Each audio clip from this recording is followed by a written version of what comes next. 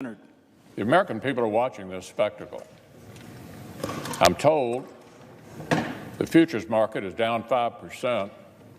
I'm also told that that's when trading stops.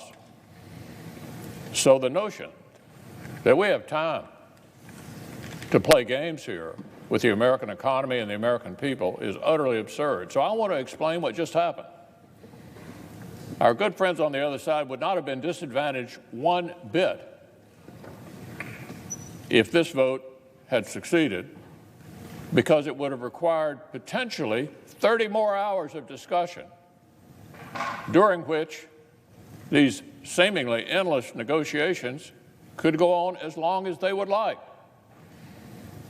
Now, the buildup to this, so everybody fully understands, is that we had a high level of bipartisanship in 5 different working groups over the last 48 hours, where members who were participating were reaching agreement. And then all of a sudden, the Democratic leader and the Speaker of the House shows up. And we're back to square one.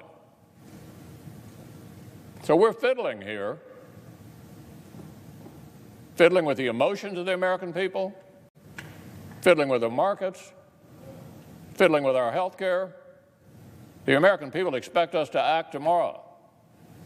And I want everybody to fully understand, if we aren't able to act tomorrow, it'll be because of our colleagues on the other side continuing to dicker when the country expects us to come together and address this problem. Now, I changed my vote, which gives me the opportunity to move to reconsider at a later time. That's all I can do in the face of this obstruction. Look, I can understand obstruction when you're trying to achieve something. This obstruction achieves nothing, nothing whatsoever, other than prevent us from getting into a position where there are literally 30 more hours that they could use to continue to dicker. So at a time when the country is crying out for bipartisanship and cooperation, and we saw that over the last 48 hours when regular members of the Senate, not in the leadership office, not in the Speaker's office, for goodness sake, she's the Speaker of the House, not the Speaker of the Senate. We don't have one. We were doing just fine until that intervention. So I want the American people to fully understand what's going on here. The markets are already reacting to this outrageous nonsense.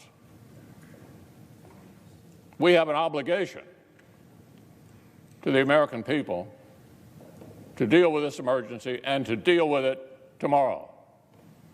And if we don't, I want everybody to fully understand, you've seen everybody who's on record. Now, I've conspicuously avoided trying to turn this into any kind of partisan effort for 2 days. But it's pretty clear what's going on here. And we'll have this cloture vote again at some point of my choosing. And hopefully, some adults will show up on the other side of the room and understand the gravity of the situation and the need to act before the markets go down further and the American people become even more depressed about our lack of ability to come together under the most extraordinary circumstances. We've never been confronted with anything like this before. It's totally different. And we're not immune to it in terms of the public health risk. Coronavirus has hit the Senate today as well. We have 5 members in self-quarantine. So everybody understands the emergency, particularly when it hits close to home. It's not just back in our states, but right here in the Senate. So I would say to my colleagues on the other side of the aisle, step up. Step up. Help us reach an agreement so we can do what needs to be done for the American people no later than tomorrow.